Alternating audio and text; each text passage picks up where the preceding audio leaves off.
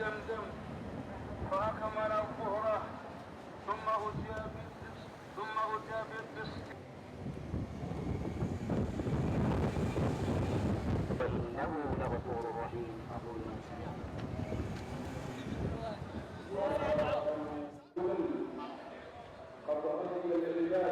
إن الله يرضى لكم ثلاثة ويغفر لكم ثلاثة. يرضى لكم أن تعبدوا الله عليه وسلم. السلام عليكم.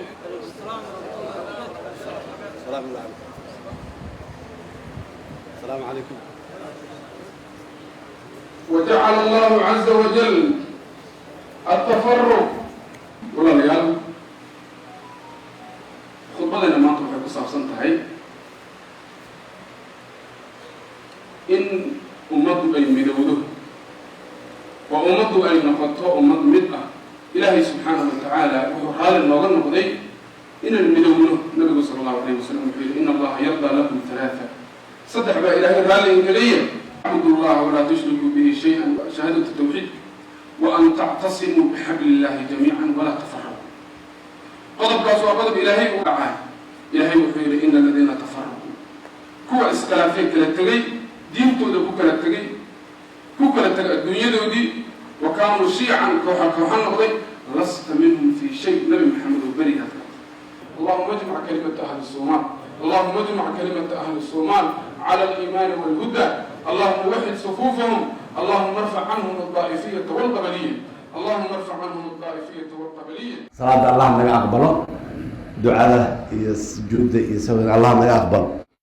أنت كبعد ما أنت محوها زايد كبورير مرة يقول بالرسالة صار موضوع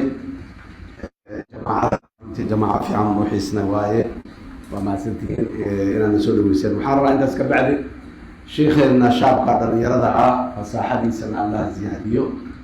سمع الله زياديو كلمة أوقات لي هي كلمة آدي مهم ما أنت خطبة الإنكساب سنة وعربني أقول رأي ما أنت الدنيا خبرات قوله كلا قيب سنانتا يتفرق يكلا تقى أنت ولا شيء على ما كلا سبس الشدة ما كلا آلدة يدبعتها إلى هاي يسيدا أودني يحوجني يمجعي يمقامك أن كله ماشي وجاري دركاني ومديس أي بقول مسلمين تهاي والسنيين تهاي ومذهب الشافعي أي هاي سطو وردينتا وحرقة إلهي إن هلا قبصده كبير أننا أمد الصومالي دانا واحد كلية إنك تحيا واي كلا قبيلة نهي كلا دجانا نهي كلا محام كلا دنان نهي كلا وحبان نهي لكن واحد كلية إنك تحيا أن كم قيب سنة أن وضع هاي سنة أن كم من سنة ودين تسلم الله إن المركة أيضا منبع أفكارتين تردين رأيين وقصة بحية إلى أيضا نوعات هذه الأكبر وحي أرقاكود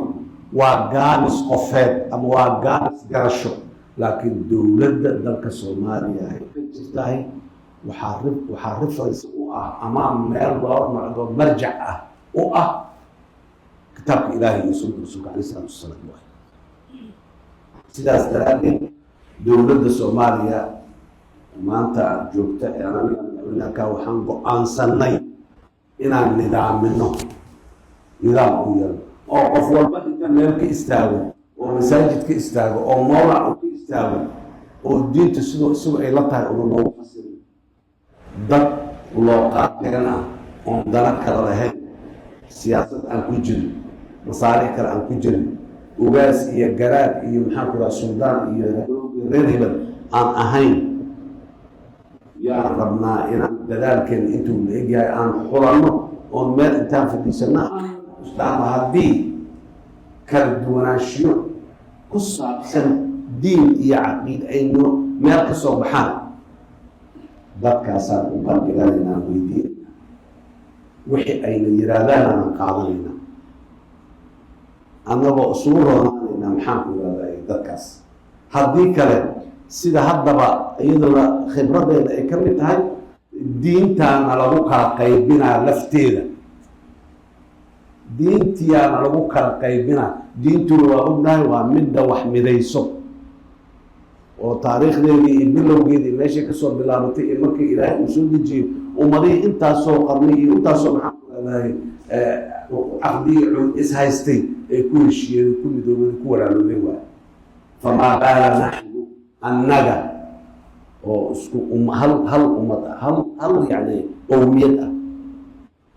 oo af ka midaysan oo muuqaal ka midaysan oo habnololeed ka midaysan oo caqiida ka midaysan oo wax walba ka midaysan kelmadda ilaahay in lagu kala qaybiyahay macquul maaha waa maxayna waa meesha keliya lagu kala qaybin marka waxaan rabaa walaalayaal waa mahadsantihiin dalkeenu duufahaas ku sugan yahay laakiin waa soo kabanaya meeqa madaxweyne ayaa masaajidkan qabuureyn usoo dukatay madaxweyne kasta allah in usoo dukado duruufo jir unbaa ka reebaya marka laakiin masaajidkan iyo suuqan iyo meeshaan madaxweynuhu meesha dadkiisa joogo madaxda wasiiro maxaan ku yidhaha taliyo kulli inay meesha dadka ay joogaan inay yimaadaan oo dadkooda soo dhex fadhiistaan oo shaahiga la cabaan ay la sheekaystaan madax kasta nin kastoo madaxa oo mas-uulaho mas-uuliyad dareemayo waa jecelyahay usoo dhawaada dadka malaakiin markii duruufo kalifaya inay cararaan ay ka fogaadaan ay cabsadaan ay isiraadaan ama naftiisu u cabsado ama oniga adigu maanta dhimanaysa laakiin dadkaan haaligin inta adiga lagu socdo yaan 10 qofood oo kale muxuu ahaay yaan hore loo sii maran inta is yiraahdo uu iska joogo waa dhici jirtay alxamdulilah ilaahay aan uga mahad celinaynaa waxaan uga mahad celinaynaa dadaalka ummadda soomaaliyeed inta masaajidkan fadhida iyo inta u dhow dadka masaajidkan fadhida deriska ah ama ganacsi deriska ku ahaadeen ama degaan deriska ku ahaadeen yaa sababay in ay sidaa noqoto laba askari dowladda soo dirto kuma filaadeen hawsha idinkaas sababay waa midda maanta waana idinkaga mahad celinaya